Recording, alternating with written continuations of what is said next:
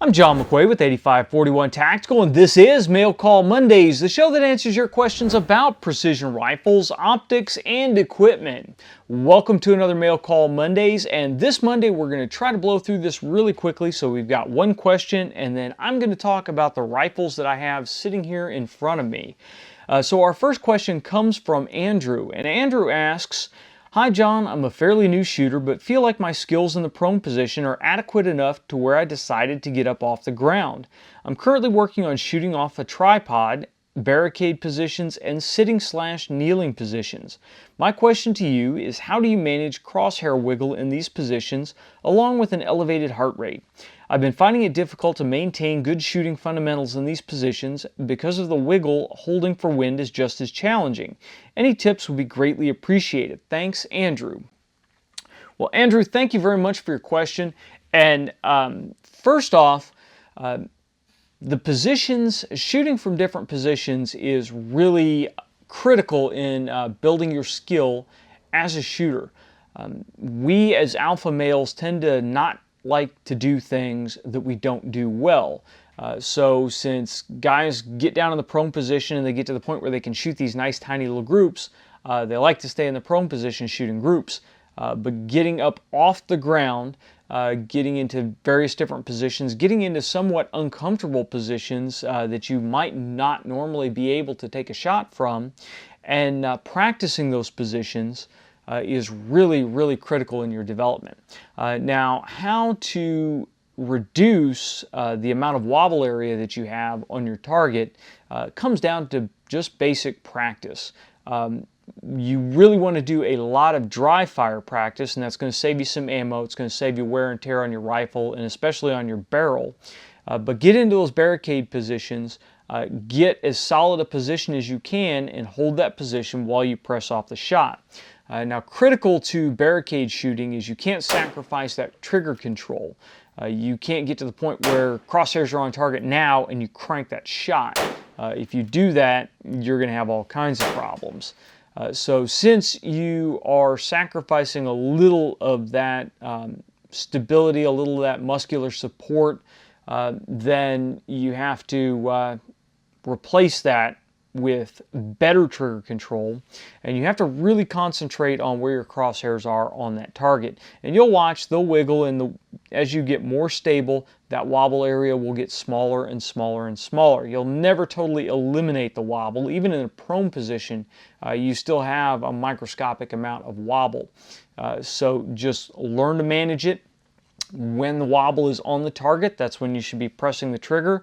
When the crosshairs leave the target, that's when you stop pressing the trigger. It doesn't necessarily mean you have to totally release all your pressure and take your finger off the trigger. It just means that you are no longer applying more pressure. Some shooters find that a lighter trigger assists them in barricade shooting, but I would only suggest going to a lighter trigger if you are a very experienced shooter, because then that trigger control becomes more critical. Keeping that finger straight and off the trigger becomes more critical because there is a greater possibility when you're barricade shooting that your rifle may leave the target, and you want to make sure that there's no possibility of cranking a shot off where it doesn't need to go. Most matches, if you put a round in the deck in front of the barricade, you're going to be disqualified from the match. So you really want to be careful about that. But working on your dry fire, working on the positions will help build the muscles in your body that are stabilizing your body through those positions. So just like any other physical sport, the more you do it, the better you'll get at it, the better your body will adapt to those positions. Now, regarding the heart rate and breathing is going to come down to your physical fitness level and how good you are at calming yourself down. In law enforcement and military matches where they're thrashing you before you go shoot a stage, a high level of physical fitness will allow you to recover from that physical stress much quicker. It'll allow you to bring your breathing down, allow you to bring your heart rate down much quicker than if you are in poor physical condition. Now, on PRS type matches, or most of the precision rifle matches you'll see out there, they're not really thrashing you. They may make you crawl or may make you run from a position to another, but it's not a true thrashing to where you think you're going to puke before you have to get behind the rifle. And on those, again, your level of physical fitness will help bring that down, but a lot of it is just a mental issue. Calming down, forgetting what you just went through, and now concentrating on getting around on target. Breathing helps. You do stress breathing, which basically is you're slowing your breathing down. So instead of hyperventilating, like a lot of people will do, you're going to take slow breaths in, hold it for a pause, and then slow breath out. That will help bring your heart rate down. It will help relax your body, and it will allow you to concentrate on putting that round down range. Now, how long you take to do all these things will be critical, because in competition, you may only have 90 seconds to get on the target and get all your shots off. So you really need to work on this in practice, and just practice the way you would shoot the stage. And the more you practice, the better you're going to get at it. So there's really no magic answer. It's just getting in there and practicing.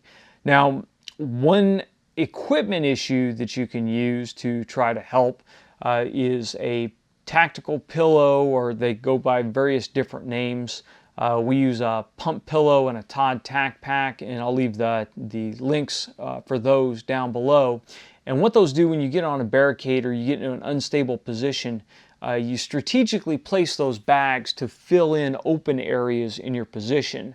What I will usually do is I'll run a pillow on my strong side arm, and when I get into positions, that will either allow me to swing the pillow down and brace my arm against my thigh, or I'll be able to swing the pillow up and tuck it in and brace that arm against my rib cage, and it just fills in those areas and allows you to get a tighter position. And when you squeeze in on them, you can pull everything in and get some of that wobble eliminated. It's just about giving you more areas of contact and more support. Depending upon how a stage is set up or what you are shooting off of, placing some kind of bag on the fore end of your rifle may give you a wider contact area on the barricade, and that also will help eliminate some of that wobble, and it'll allow you to load the rifle into the barricade a little bit harder.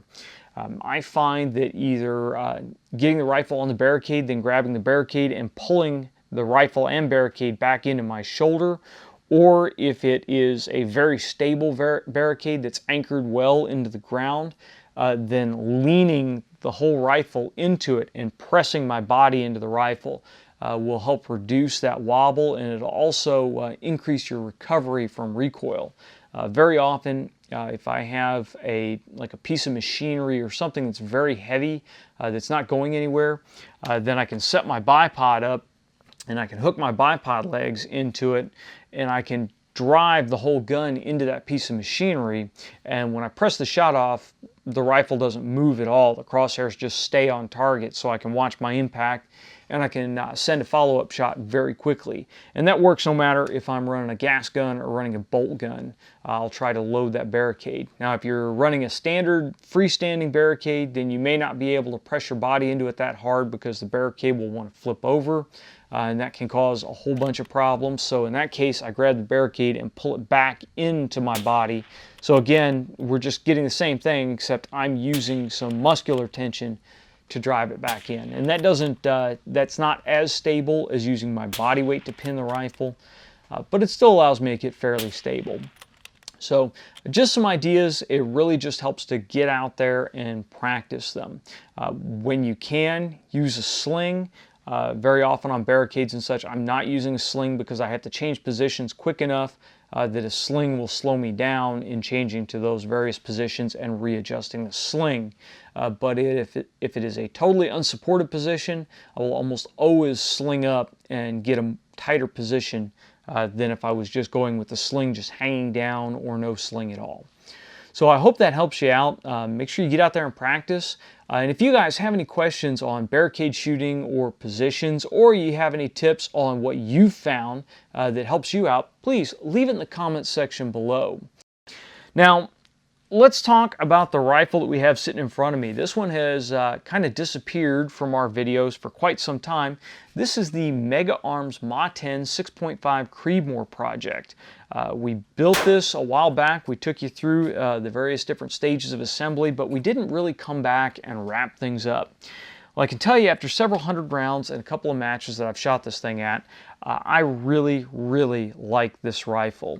We are running a 24-inch Criterion 6.5 Creedmoor barrel, and the barrel is a fairly accurate barrel for sub $400. That's what really impressed me about this barrel, is that you can purchase it ready to roll. We bought the barrel from Fulton Armory.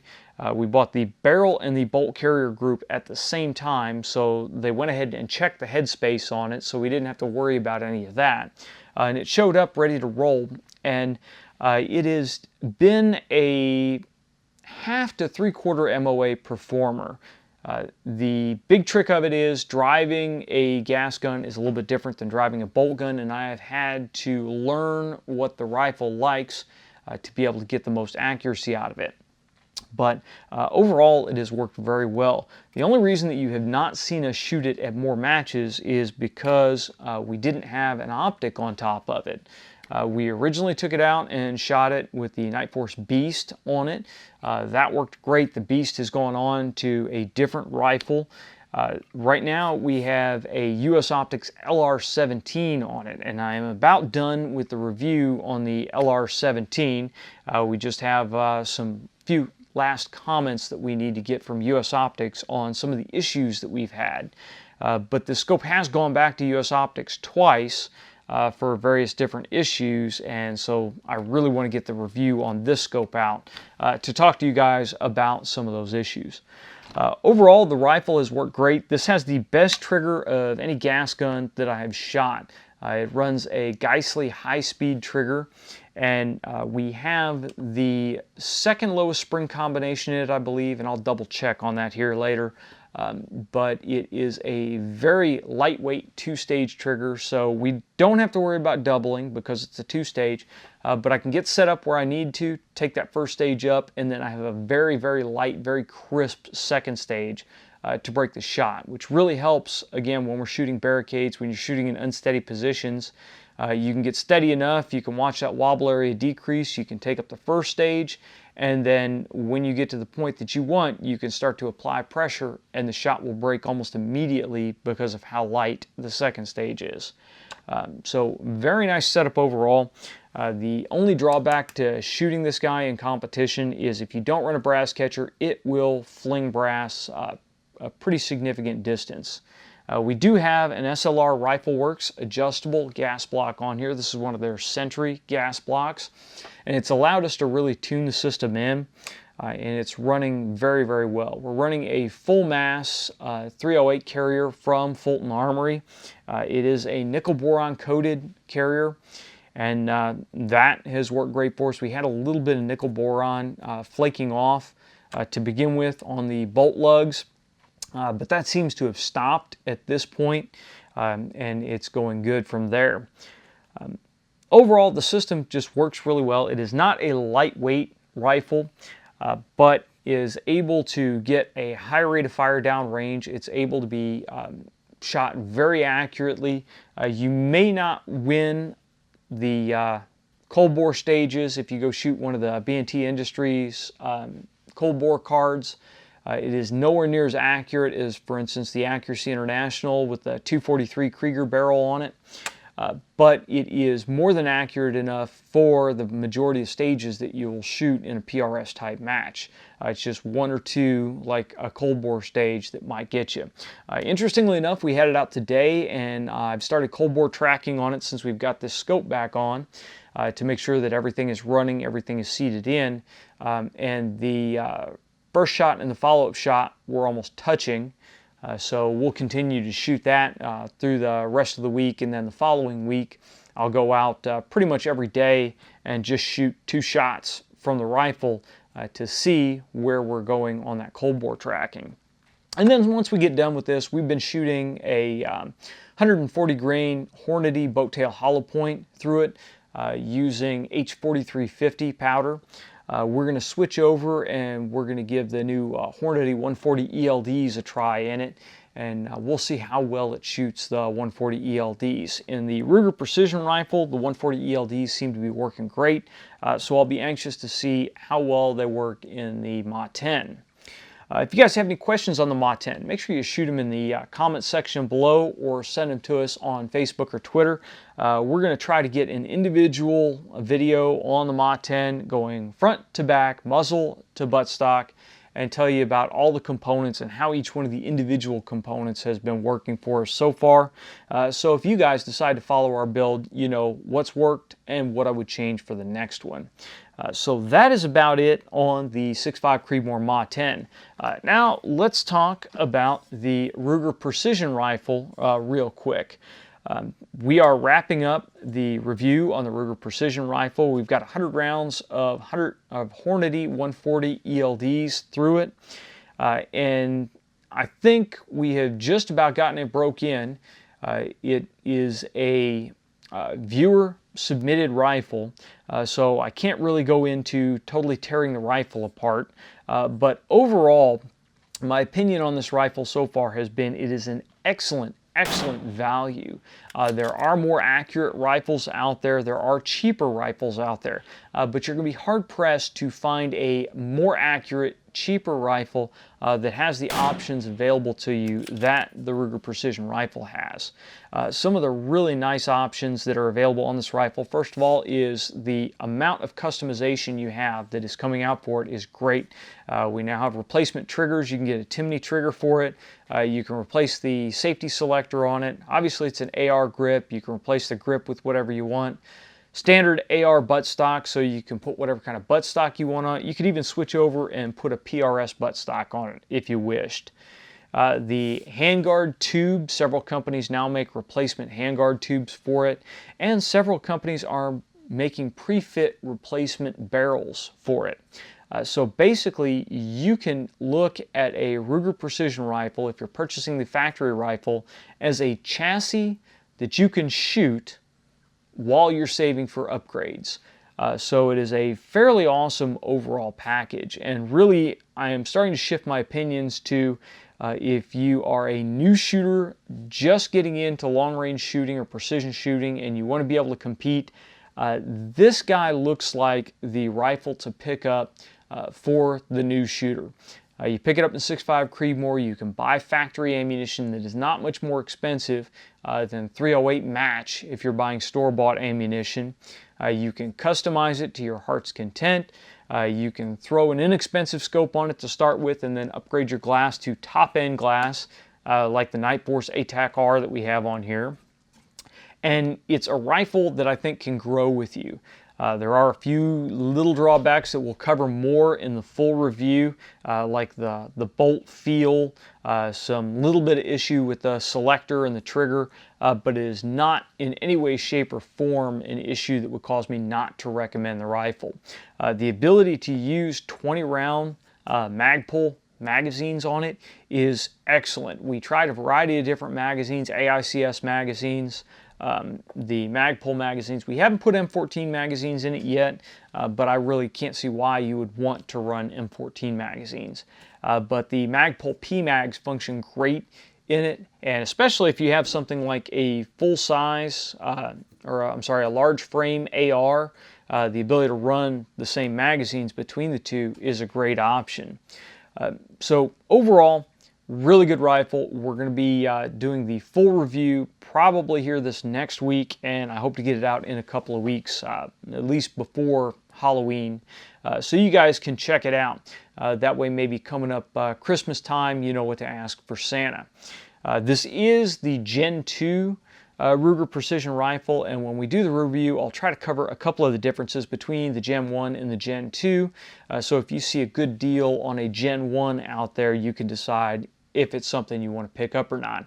If you have any questions on the Ruger Precision Rifle, please drop them in the comments section below so we can try to hit those when we do the full review. And that is it for this issue of Mail Call Mondays. We tried to run through it real quick. We're going to try to get this pushed out on Monday so you guys can watch it, and we're going to try to get some of the other projects wrapped up. We've got a lot of irons in the fire right now, so we're just trying to get this stuff knocked out as quickly as possible. Again, if you guys have liked this episode, please make sure you like, share, and subscribe. If you have any questions or comments, leave them in the comments section below or send them to us on Facebook or Twitter. And if you have a question for the next Mail Call Mondays, leave it somewhere down below and we will read the comments for possible inclusion in the next Mail Call Mondays. We'll get the Guardian After Action report out to you guys as quickly as possible. I'm wrapping up the web write-up with some cool pictures, and we got some good video with the new iPhone 7 Plus out at Guardian. Thankfully, the new 7 Plus allows me to shoot full 4K video. It allows me to do some slow-mo stuff. And we got a DJI Osmo gimbal that allows me to drop the iPhone into a gimbal mechanism and get a little bit better stabilized footage. So hopefully you'll start seeing some more match footage from us because I can just keep this guy in my pocket, and when I get to a stage, get everything prepped and I'm ready to go, I can just pull out the phone and I can start shooting video until it's my turn to get on deck. So really hoping this will help us push out some more content. And because we now have a full HD front-facing camera on it, and again we have the gimbal so I can hold things steady, we may try to start pushing out some more vlog type footage, some more informal videos that are just quick whatever's on my mind type stuff. If that's something you guys would like to see, please go ahead and leave it in the comments down below. Really, one of my goals is to get more content out more often to you guys, not necessarily worry about the super high production value stuff. I like the super professional looking stuff, but I think you guys may benefit just from getting more content out there, not just the super high quality content. So let me know what you think. And that's it for this episode. So until next time, get out and shoot.